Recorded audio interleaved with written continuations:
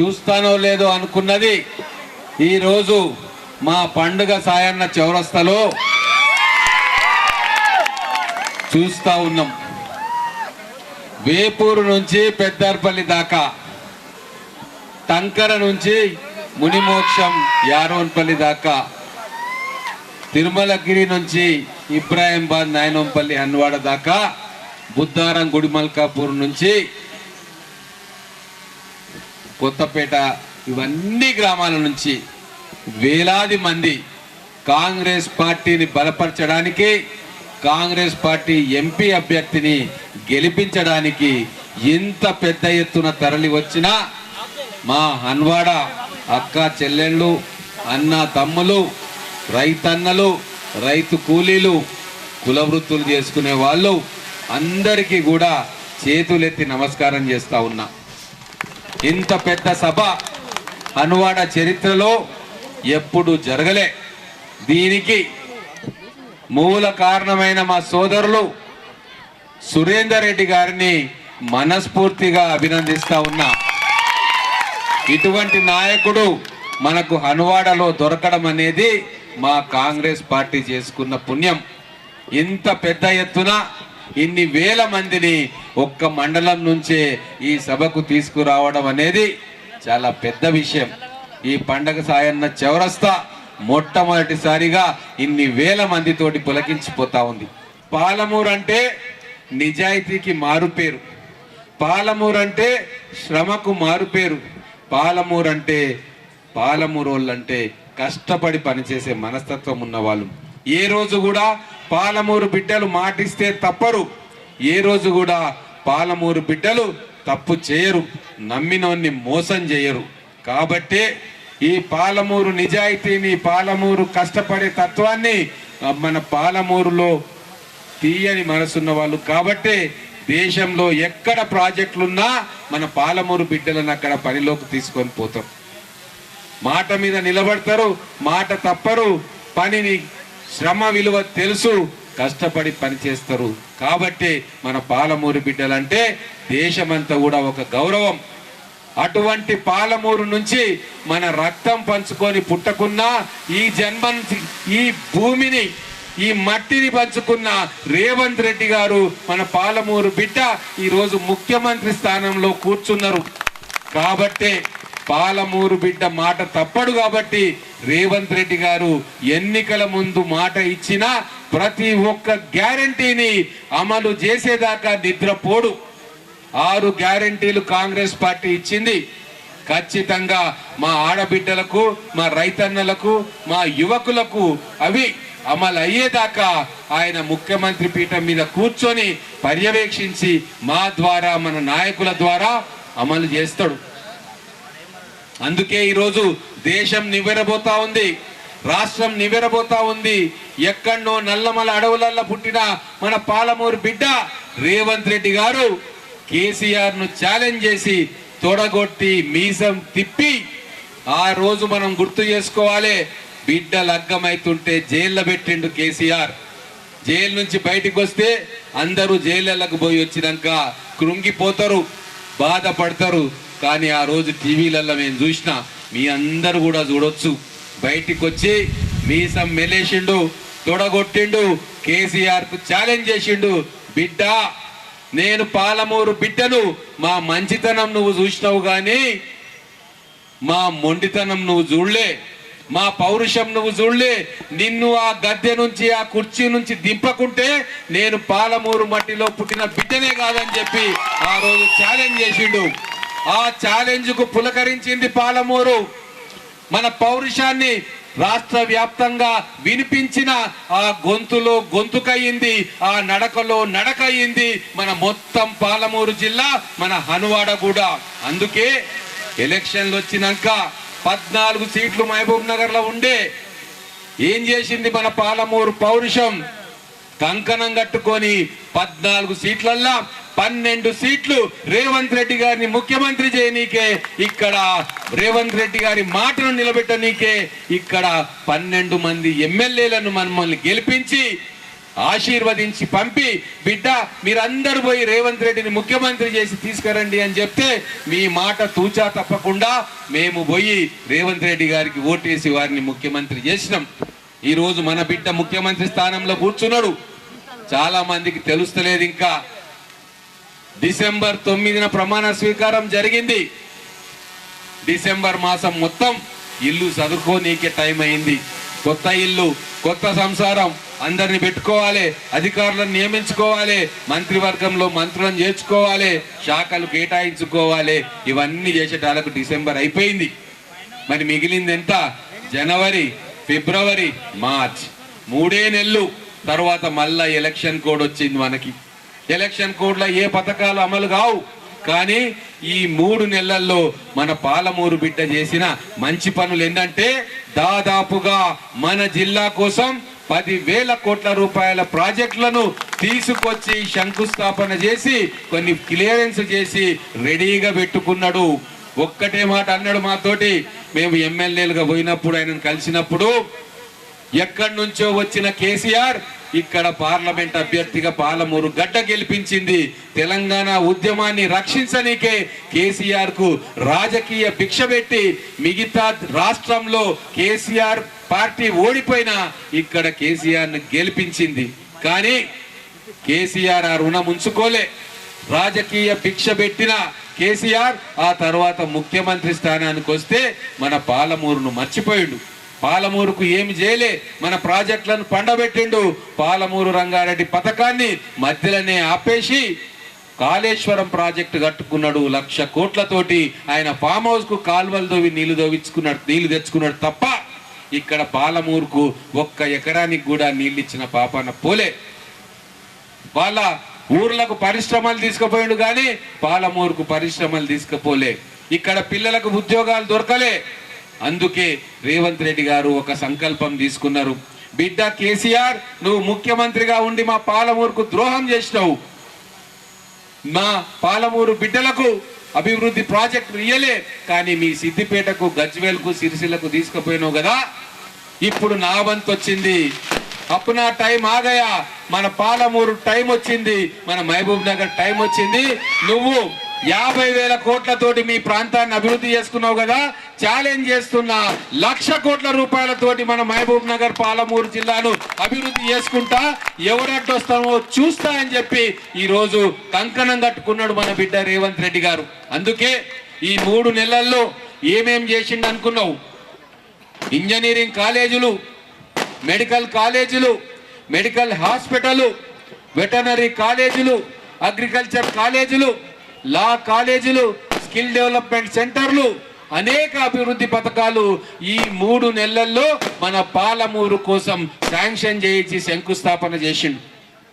ఈరోజు నిన్న బ్రాహ్మణవాడి పోయిన మహబూబ్ నగర్లో ఉంటుంది. అక్కడ మహిళా సంఘాలది వాళ్ళది మీటింగ్ జరుగుతుండే. ఆ మహిళా సంఘాల్లో వాళ్ళ పిల్లలు ఇంటర్మీడియట్ లో మంచి మార్కులు వచ్చినాయి, నువ్వు సన్మానం చేయాలన్నా అంటే నేను పోయినా. ఆ మహిళా సంఘంలో ఆ అమ్మాయికి సన్మానం చేయనీకే పోతే ఒక మాట అడిగింది, అంకుల్ నేను ఇంజనీరింగ్ చేయాలనుకుంటున్నా, హైదరాబాద్ లో చేస్తా, ఇక్కడ మన మహబూబ్ నగర్ లా ప్రభుత్వ ఇంజనీరింగ్ కాలేజ్ ఎందుకు పెట్టలేదు అంటే నిజంగా సిగ్గుపడాలి కేసీఆర్. తెలంగాణ రాష్ట్రం వచ్చినాక కూడా మన పిల్లలు చదువు కోసం హైదరాబాద్ పోవాలా, చదువు కోసం ఇంకో రాష్ట్రం పోవాలా? ఎంత సిగ్గుమాలిన పని. ఏం చేసిండు 10 సంవత్సరాలు తెలంగాణలో మన పిల్లల కోసం, పిల్లల విద్య కోసం కేసీఆర్ ఏం చేసిండంటే మన పిల్లలు బర్లను గొర్రెలను ఇచ్చి కాచుకోపో అని చెప్పిండు. చేపల చెరువులు ఇచ్చి నువ్వు చేపలు పట్టుకోపో అని చెప్పిండు. ఒక్క ఉద్యోగం ఇయ్యలేదు, ఒక్క పాఠశాలను పెట్టలేదు, ఒక్క చదువుకునేందుకు ఒక్క కళాశాలను ఇయ్యలేదు. మన పిల్లల చదువు మీద పూర్తిగా అశ్రద్ధ చేసిండు. అది గమనించే మన పాలమూరు బిడ్డ రేవంత్ రెడ్డి గారు ప్రతి గ్రామంలో కూడా మన పిల్లలు అద్భుతంగా చదువుకోవాలి. పాలమూరు బిడ్డలు చదువుల తల్లి సరస్వతికి పాలమూరు పుట్టినిల్లు కాబట్టి అన్ని సౌకర్యాలు పాలమూరులో కల్పించాలి. మన మహబూబ్ నగర్ పట్టణాన్ని ఎడ్యుకేషన్ హబ్గా అంటే విద్యా నిలయాలుగా మార్చాలి అని చెప్పి ఈ రోజు ఇంజనీరింగ్ కాలేజీలు పెట్టిస్తున్నాడు, మెడికల్ కాలేజీలు పెట్టిస్తున్నాడు. మన పిల్లలు ఏం చదవాలన్నా సరే హైదరాబాద్ పోవాల్సిన పని లేదు, ఇంకెక్కడికో పోవాల్సిన పని లేదు, ఇక్కడే చదివి తల్లిదండ్రుల ముందు చదవాలి. అటువంటి సదుపాయాలు మన బిడ్డ రేవంత్ రెడ్డి గారు కల్పిస్తా ఉన్నారు. ఇది కదా రాజకీయం అంటే, ఇది కదా రాజకీయ నాయకులు చేయాల్సింది. అందుకే ఈ రోజు మన బిడ్డకు రేవంత్ రెడ్డి గారికి అండగా నిలబడాల్సిన అవసరం ప్రతి పాలమూరు బిడ్డ, ప్రతి హన్వాడ బిడ్డకు కూడా ఉందని చెప్పి మీ అందరికీ నేను తెలియజేస్తా ఉన్నా. మన శాసనసభ్యులు ఎన్ఎం శ్రీనివాస్ రెడ్డి గారి ఆధ్వర్యంలో పెద్ద ఎత్తున ముఖ్యమంత్రి గారు హామీ ఇవ్వడం జరిగింది. ఆగస్టు 15 వరకు రాష్ట్రంలో ఒక ముదిరాజుని మంత్రి చేస్తామని రేవంత్ రెడ్డి గారు హామీ ఇచ్చిండ్రు. ముదిరాజు ఒక మంత్రి అవుతాడు. ఆ మంత్రి వచ్చి ఎన్ఎం శ్రీనివాస్ రెడ్డి గారి ఆధ్వర్యంలో ఆ పండుగ సాయన్న విగ్రహాన్ని ప్రారంభించి ఈ ప్రాంతానికి పండుగ సాయన్న చేసినటువంటి సేవలకు పండుగ సాయన్న రుణం తీర్చుకుంటామని ఈ సందర్భంగా మీకు అందరికి హామీ ఇస్తూ, ఖచ్చితంగా రేపు జరగబోయే ఎన్నికలల్లా గెలవబోయేది కాంగ్రెస్ పార్టీ అనేది నిశ్చయం అయిపోయింది. మామూలుగా గెలుచుడే కాదు, హన్వాడ నుంచి భారీ మెజార్టీ తోటి మహబూబ్ నగర్ శాసనసభ నియోజకవర్గం నుంచి భారీ మెజార్టీతో మనం గెలిచి రేవంత్ అన్న బలాన్ని ఢిల్లీలో చాటే సందర్భం తొందరగా రాబోతుందనే మాట తెలియజేస్తున్నా.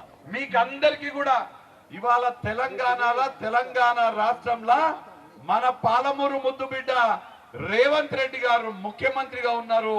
మన పాలమూరు ముద్దుబిడ్డ రేవంత్ అన్న మన కోసం తాపత్రయపడుతూ మన జిల్లాని అన్ని విధాలుగా అభివృద్ధి పదంలోకి నడపాలని రేవంత్ అన్న ఇవాళ చాలా తీవ్రంగా కృషి చేస్తున్నారు.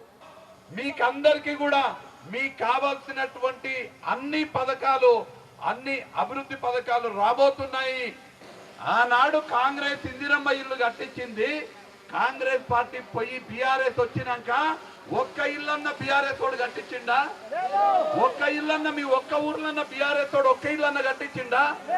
కట్టేలేదు. మనల్ని మోసం చేసిండు కారగుర్తోడు. ఇక పువ్వు గుర్తోడు కట్టించిండా ఒక్క ఇల్లన్న? ఒక్క ఇల్లన్న గత 10 ఏళ్లల్లా పువ్వు గుర్తోళ్ళు మీ ఊర్లో ఒక్క ఇల్లన్న కట్టించిండ్రా? కారు గుర్తోడు ఒక ఇల్లు కట్టేయలే, పువ్వు గుర్తోడు ఒక ఇల్లు కట్టేయలే. కానీ అలా ఓట్లు రాగానే మన ఊర్లలోకి వచ్చి మోపైతారు, మేమేదో లెస్స చేసినాం అన్నట్టుగా. మళ్ళా ఇయ్యాల మీరందరూ చేయి గుర్తు కోటేస్తే ఎన్నమన్న ఎమ్మెల్యే అయితే, రేవంత్ అన్న ముఖ్యమంత్రి అయితే, మళ్ళా ఇప్పుడు మీకు అందరికీ హన్వాడ మండలంలో ఉన్నటువంటి పేదలందరికీ, ఇల్లు లేని నిరుపేదలకి 5 లక్షల రూపాయలతోటి ఇల్లు కట్టించే బాధ్యత కాంగ్రెస్ పార్టీది. కాంగ్రెస్ పార్టీ అధికారంలో ఉండే కేంద్రంలో ఆనాడు సిలిండర్ రేట్ ఎంతుండే? 400 ఉండేనా? బీజేపీ వచ్చిండు కేంద్రంలో, పువ్వు గుర్తోడు వచ్చి 400 సిలిండర్ ఎంత చేసిండు? 1200 చెయ్యాలి. ఎంత ఉంది? 1200 ఉందా సిలిండర్ మీకు? అంటే ఒక్కసారి పువ్వు గుర్తోడు వస్తే 400 ఉన్న సిలిండరు 1200 అవుతుంది. మల్లగిన పువ్వు గుర్తోడు వచ్చిండు అనుకోండి, ఒక్కసారికి 4 12 అయింది. ఈసారి 12 ఎంత అవుతుంది? 2400 అవుతుంది పువ్వు గుర్తోడు కనుక వస్తే. నేను ఎంపీ అయి రాహుల్ గాంధీ ప్రధానమంత్రి అయితే మీకందరికి ఉపాధి హామీ పథకానికి పోయి పని చేసే వాళ్లకు రోజుకి 400 రూపాయల కూలీ ఇచ్చే బాధ్యత కాంగ్రెస్ ప్రభుత్వాన్ని. అంతేకాదు ఇవాళ మీకు 100 రోజులే పని చూపిస్తారు. దాన్ని కాంగ్రెస్ ప్రభుత్వం వస్తే 150 రోజుల పని కల్పించే బాధ్యత మేము తీసుకుంటాం. అమ్మా మీకు అందరికి నెలకు మీ అకౌంట్ లో 11,000 రూపాయలు మీ అకౌంట్ లో రావాలంటే మీరు ఏ గుర్తు కొట్టేయాలి? చేతి గుర్తుకి. ఉపాధి హామీ పథకంలో 400 రూపాయల కూలీ కావాలంటే ఏ గుర్తు కొట్టేయాలి? చేయి గుర్తుకి. మీకు సిలిండర్ 500 రూపాయలకే రావాలంటే ఏ గుర్తు కొట్టేయాలి? చేయి గుర్తుకి. మీకందరికి కూడా 4,000 రూపాయల పెన్షన్ రావాలంటే, తెల్ల రేషన్ కార్డు కావాలంటే ఏ గుర్తు కొట్టేయాలి? ఇల్లు లేని వాళ్లకు ఇందిరమ్మ ఇల్లు రావాలంటే ఏ గుర్తు కొట్టేయాలి? చేయి గుర్తుకి. మిమ్మల్ని అందరినీ నేను కోరుతున్నా, నన్ను ఎంపీ అభ్యర్థిగానో కాంగ్రెస్ పార్టీ నాయకుడిగా కాకుండా మీ బిడ్డలాగా, మీ కొడుకు లెక్క నన్ను భావించి మీరు నా గుర్తైనటువంటి ఏ గుర్తమ్మా నాది? నా గుర్తు చెయ్యి గుర్తు. బ్యాలెట్ బాక్స్ మీద సీరియల్ నెంబర్ 2 మీద ఉంటది. ఎన్నో నెంబరు? 2 మీద ఉంటది. రైతులకి 2 లక్షల రుణమాఫీ చేస్తున్నాం కదా, ఆ 2 నెంబర్ నాకు గుర్తు. రైతులకి రుణమాఫీ 2 లక్షలు కాంగ్రెస్ పార్టీ గుర్తు, చెయ్యి గుర్తు 2వ నెంబరు. నా గుర్తు చెయ్యి గుర్తు మీద ఓటేసి నన్ను గెలిపియాలని మిమ్మల్ని అందరినీ చేతులు జోడించి నమస్కరిస్తూ మిమ్మల్ని అందరినీ కోరుతున్నా. మండలంలో 8,000కు తగ్గకుండా నాకు మెజార్టీ వస్తుంది. మీరు సీనన్న ఆధ్వర్యంలో నాకు 8,000కు తగ్గకుండా మెజార్టీ ఇప్పిస్తే నేను ఈ హన్వాడ మండలాన్ని దత్తత తీసుకుంటాను. నేను మీకు మాట ఇస్తున్నాను. దత్తత తీసుకొని ఈ మండలంలో ఉండే ప్రతి ఎకరాకు సాగునీరు అందిస్తా. ఈ మండలంలో ఉండే ప్రతి నిరుద్యోగికి ఉద్యోగం ఇప్పించే బాధ్యత నేను తీసుకుంటా. ప్రతి ఊరికి, ప్రతి తండాకి బీటీ రోడ్ వేపిస్తా. ప్రతి ఊర్లో సీసీ రోడ్లు, ప్రతి ఊర్లో డ్రైనేజ్లు ఎన్ఎం సీనన్న గారి సహకారంతో హన్వాడ మండలంలో ఇంత పెద్ద బహిరంగ సభ నిర్వహించడానికి కార్యాచరణ సిద్ధం చేసినటువంటి నా తోటి కాంగ్రెస్ పార్టీ నాయకులందరికీ, కార్యకర్తలకు, నా తోటి కాంగ్రెస్ పార్టీ నాయకులకు ముఖ్యంగా పేరు పేరున నమస్కారాలు తెలియజేస్తా ఉన్నాను. మొన్న అసెంబ్లీ ఎలక్షన్లలో కూడా హన్వాడ మండలం మొత్తం కూడా మీ బిడ్డగా నేను, నా పేరు తెలుసా మీకు? మీ బిడ్డగా నన్ను అందరూ ఎంఎస్ఆర్ అని పిలుచుకుంటారు. ఏమంటారు? ప్రేమను మీరు నాకు ఇచ్చినందుకు మహబూబ్నగర్ నియోజకవర్గమే కాదు, రేవంత్ అన్న ఇంటి దగ్గరికి వెళ్ళినప్పుడు కూడా, మన ఎమ్మెల్యే గారు నన్ను రేవంత్ అన్న ఇంటికి తీసుకుపోయినప్పుడు కూడా సురేందర్ రెడ్డి ఎంఎస్ఆర్ హన్వాడ జెడ్పీటీసీ కదా అని రేవంత్ అన్న యాడ్ చేసి మీ అందరి చలవ, మీ పుణ్యం, మీ దయ అని చెప్పి ఈ రోజు నేను చేతులెత్తి మొక్కుతూ మీకు తెలియజేస్తా ఉన్నాను. మీరు ఇచ్చిన పదవితోన, మీరు ఇచ్చిన నాయకత్వంతోన ఈ రోజు సమాజంలో గాని, రాజకీయంగా గాని మీ బిడ్డకింత గౌరవం వచ్చింది. జీవితకాలం ఈ హన్వాడకు రుణపడి ఉంటారని చేతులెత్తి మొక్కుతూ ఈ రోజు మీకు తెలియజేస్తా ఉన్నాను. మీ సేవకే జీవితం అంకితం చేస్తామని. కారు మాత్రం కనిపించేది. ఇంకా ఇంత పెద్ద సభ చూసినాక నాకు తెలిసినంత వరకు కారు లేదు. కారు ఉందా? అందరూ మా అక్క, పెద్దమ్మ మీరు కూడా చేతులు ఎత్తాలి. తల్లి కారు ఉందా?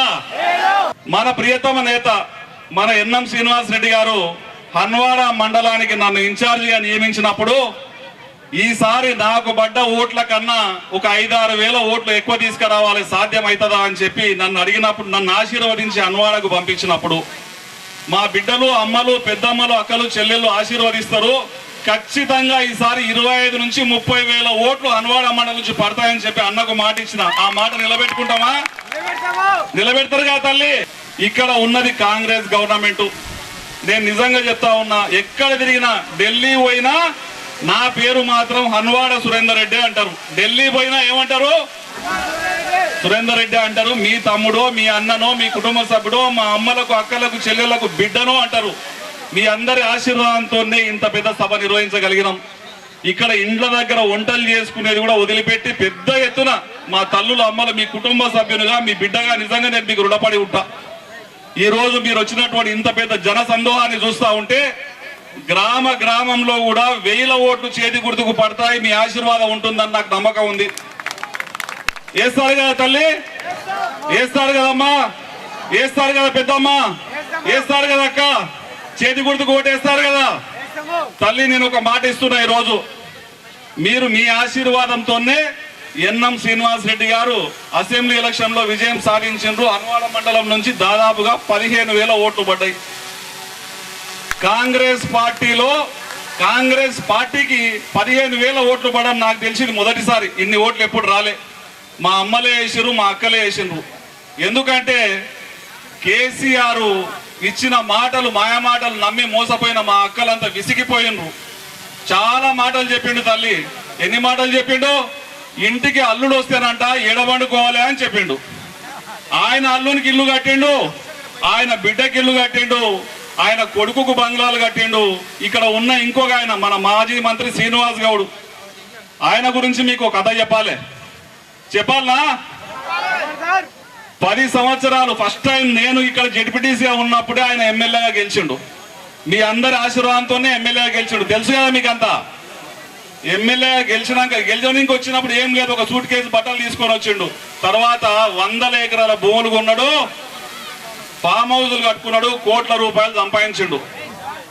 మనను మోసం చేసిండు కానీ మన అల్లునికి మాత్రం ఇల్లు లేదు. అల్లునికి ఇల్లుందా చెప్పాలేగా, తెలియదు ఉందనుకుంటారా వెనక ఉన్నోళ్ళు చెప్తే. అల్లునికి ఇల్లుందా ఇంటికి వస్తే? మరి ఏం. ఇప్పుడు మన అసెంబ్లీ నియోజకవర్గ ఇన్ఛార్జ్ శ్రీకాంత్ అన్న గారిని వేదిక మీదకి వచ్చిండు. సాగరంగా మీరందరూ చప్పట్లతో స్వాగతం తెలియజేయాలి. అన్ని మోసాలు చేసినా కానీ 10 సంవత్సరాలుగా మనం భరించి గెలిపించినాక కూడా ఈసారి కుక్క కాటుకు చెప్పు దెబ్బ అన్నట్లు ఈసారి మీరు పెట్టిన వాతకు కారు అయితే పంక్చర్ అయింది తల్లి. మీరు పెట్టిన వాతకు కారు పంక్చర్ అయింది. మన ప్రభుత్వం వచ్చి 3 నెలలు అయింది, 4 నెలలు అయింది. ఎంబడే 2-3 ఎలక్షన్లు వచ్చినాయి. ఆ 2-3 ఎలక్షన్లలోనే అంతా అయిపోతుందా? మా 10 ఏళ్ళకెళ్ళి ఏం జరిగింది? 3 నెలల్లో అయిపోతుందా? ఎలక్షన్లో కోడ్ ఉంది, ఏం జరగదు. మీరు ఒక్కటి గుర్తుపెట్టుకోండి అమ్మా, ఈ అన్వాడ మండలం అభివృద్ధి కావాలన్నా ఒకటే మాట చెప్తా నేను. రేవంత్ రెడ్డి గారు 6-7 సంవత్సరాల క్రితం కాంగ్రెస్ పార్టీకి వచ్చిండు. ఆయన జీవితం జెడ్పీటీసీగా స్టార్ట్ అయింది. తర్వాత కేసీఆర్ పెట్టిన కష్టాలకు మనకు కూడా తెలుసు. చాలా మంది ఇంట్లో పెళ్లి ఉంటే మనం జైల్లో ఉంటే ఎట్లా ఉంటుంది అనేది చాలా మంది పేదలలో ఊర్ల గడబడలో అయితే తెలుస్తూ ఉంటది. రేవంత్ రెడ్డి గారి బిడ్డ పెళ్లికి కేసీఆర్ రేవంత్ రెడ్డి గారిని తీసుకుపోయి జైల్లో పెట్టిండు. మీకు అందరికి తెలుసు కదమ్మా. అయినా కానీ కేసీఆర్ ను కొట్టాలనే ఉద్దేశంతోన, మనకందరికి ప్రజాపాలన తేవాలనే ఉద్దేశంతోన కుటుంబాన్ని వదిలిపెట్టుకొని, బిడ్డను వదిలిపెట్టుకొని, ఆస్తులను వదిలిపెట్టుకొని ప్రాణం పోయినా సరే అని చెప్పి తెగించి మనందరి కోసం, మనందరికి స్వేచ్ఛ చేయడానికి, ఈ దొంగ కేసీఆర్ ను బొందబెట్టడానికి, ఇక్కడ ఎట్లయినా సరే ప్రజాపాలన కాంగ్రెస్ పాలన రావాలని చెప్పి ఆ రోజు కంకణం కట్టుకొని ఎన్ని కష్టాలు పడ్డా సరే 6-7 సంవత్సరాల్లోనే అన్ని కష్టాలు అనుభవించి మీ అందరి ఆశీర్వాదంతో మన పాలమూరు బిడ్డ సీఎం కుర్చీని ఎక్కిండమ్మా. మీరు అందరూ అది గుర్తుపెట్టుకోవాలి. చప్పట్లతోనే మన రేవంత్ రెడ్డి గారికి స్వాగతం తెలియజేయాలి. మీకు విషయం తెలుసా, దాదాపుగా 70 సంవత్సరాలుగా ముఖ్యమంత్రి సీట్ అనేది పాలమూరుకి లేదు. మన పాలమూరు బిడ్డ ముఖ్యమంత్రి కాదు. 70 సంవత్సరాల కింద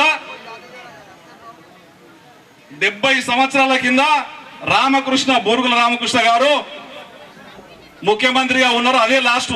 మళ్ళా మన జీవితంలో మన పాలమూరు బిడ్డను ముఖ్యమంత్రిగా చూసే అవకాశం మళ్ళా మనకు రాదు. రేవంత్ రెడ్డి గారే మొదటిది. మనం 10-15 ఏళ్ళు గెలిపించుకుంటే రేవంత్ రెడ్డి గారే చివరిది. అంటే చాలా కష్టం. మనం చూసినటువంటి అదృష్టం వేరే జనరేషన్ లేదు. మరి అటువంటి మన పాలమూరు బిడ్డ ముఖ్యమంత్రిగా అవకాశం వచ్చిన తర్వాత ఇప్పుడు ఎంపీ సీట్ను మనం గెలిపేయకుంటే ఆయన గౌరవం నిలబెట్టినట్లా పోగొట్టినట్లా ఆలోచన చేయండి. మన పాలమూరు బిడ్డ గౌరవం నిలబెట్టాలంటే చేతి గుర్తుకు ఓటేసి ఎంపీ సీట్ను గెలిపించాలేదా తల్లి?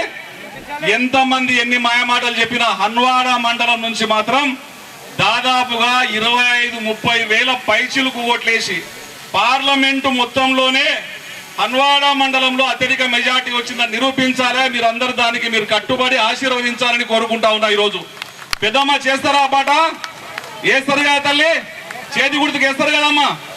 ఎట్టి పరిస్థితుల్లో 30,000 మెజార్టీ వస్తుందా? వస్తుందన్న వాళ్ళందరూ 30,000 ఓట్లు ఇక్కడ వస్తుందన్న వాళ్ళందరూ ఒక్కసారి చేతులు పైకెత్తి మీ సంఘీభావం తెలియజేయాలి తల్లి.